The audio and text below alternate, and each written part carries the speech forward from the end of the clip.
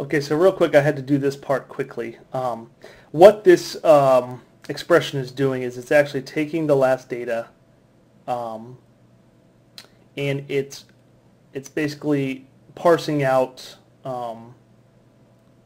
using kind of like comma separated files, but it's using the pipe instead, and it's putting it into the each x index. So the next thing we're going to do is actually add 1 to each x. So this will loop, essentially. Okay? And then we need to put this into the do array group, okay? And make sure it's in there. All right, because we don't want that running all the time. So the next system event is if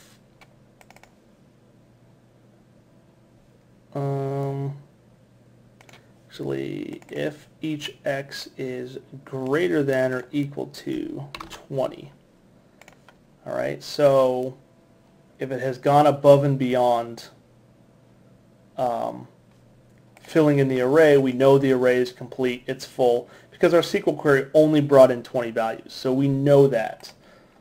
And then we want to, from here we're going to set the do array group inactive just because we don't need it. Alright, and then this part's a little time consuming. What you're going to do is you're going to add an action for each of the text boxes now. So text name 1, we're going to set text to our array at the index of 0.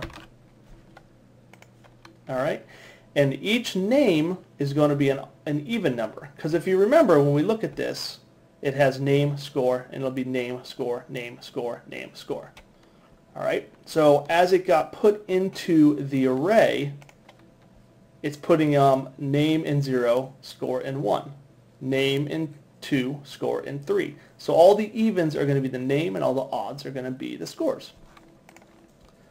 All right, so text name 2, we set text to array at 2. Okay, so we're basically going to do that all the way down the line 4. Okay, text 3, set text, set array for 6. Okay, so you get all those done, then you're going to also do the score ones. So txt score 1 will actually be array 1, and then it'll be 3, 5, 7 through all the scores. So we'll come back in the video. I'll have all these all done, and we'll come back in the video.